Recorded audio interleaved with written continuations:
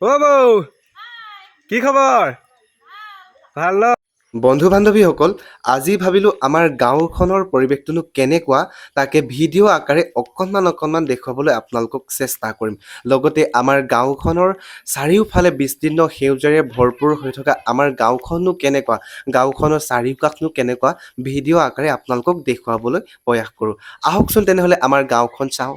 এয়া হ'ল আমাৰ গাঁৱৰ নামঘৰ। চাৰিওফালে গছ গছনিৰে ভৰপূৰ হৈ থকা আমাৰ গাঁওখন আচলতে আহিলে মনটো খুবেই ভৰি পৰে। চাওকচোন আমাৰ গাঁওখন কিমান সুন্দৰ, চাৰিওফালে সেউজীয়া। এইফালে চাওক, এইফালে দেখুৱাইছোঁ আপোনালোকক অকণমান, ৰাস্তাটো চাওক কি সুন্দৰ। তাৰ ওচৰতে এখন দোকানো লাগি আছে। দোকানখনতে কিবা কিবি বস্তু ল'ব পাৰে আপোনালোকে। আৰু আমাৰ গাঁৱলৈ যদি আহে আপোনালোকে বহুত বেছি ভাল পাব। আৰু এইফালে প্ৰথমে দেখুৱাব বিচাৰিছোঁ প্ৰাথমিক বিদ্যালয়খন। আৰু প্ৰাথমিক বিদ্যালয়খনৰ ওচৰতে আছে আমাৰ অতিকৈ সুবিধাজনক সুলভ মূল্য দোকানখন। চাওক স্কুলখনৰ কাষতে আছে। লগতে ইফালে আপোনালোকক অকণমান দেখুৱাব বিচাৰিছোঁ আমাৰ গাঁৱৰ ডেকা গাভৰু সকলোৱে মিলি ইয়াত বহু ধৰণৰ আলোচনা কৰে। এই ঠাইখিনি আচলতে আমাৰ খুব বেছি প্ৰিয়। আৰু এইফালে দেখিছেনে, এইফালে মোৰ হ'ল পেহী আৰু আপা।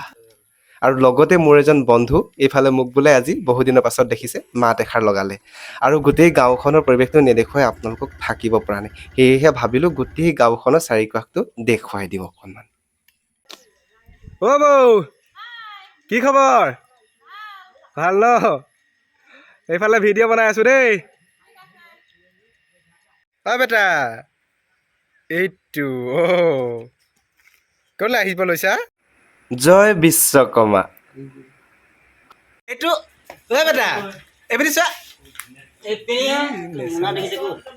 শুন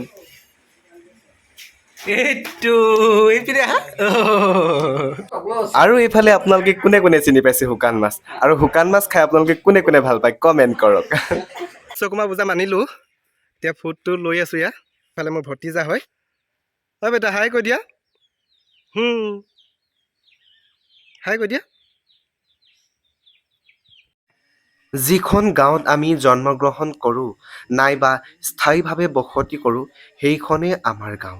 আমাৰ বাবে সেইখন গাঁৱে অতি মৰমৰ, অতি সাদৰৰ। সেইবাবেতো নিজৰ গাঁওখনক বহুত বেছি ভাল পাওঁ। চহৰত থাকি আচলতে গাঁওখনৰ অনুভৱ যেতিয়া কৰোঁ নহয়, বহুত বেছি বেয়া লাগে। কাৰণ এইখন গাঁৱতেতো আমি ধূলি বালি খেলি বন্ধু বান্ধৱীৰ সৈতে ডাঙৰ দীঘল হৈছিলোঁ। কিন্তু যেতিয়া মনত পৰে ন, সেই বান্ধৱীসকল যেতিয়া এইখন গাঁৱৰ পৰা বিবাহ হৈ অন্য এখন গাঁৱত স্থায়ীভাৱে বসতি কৰিব লৈছে ন, তেতিয়া আচলতে মনত বহুত বেছি বিৰক্তিৰ অনুভৱ কৰোঁ। এয়াই নেকি জীৱন? কেতিয়াবা ভাবোঁ ল'ৰালিৰ বন্ধু বান্ধৱীক বিচাৰি নোপোৱাৰ বিৰক্তিৰ অনুভৱ এয়াই নেকি? সেয়েহে আজি বিচাৰি চালোঁ নিজৰ আপোন গাঁওখনত সেই ল'ৰালিৰ দিনবোৰৰ কথা। আৰু কেতিয়াও বিচাৰি নোপোৱাৰ বাটত আজি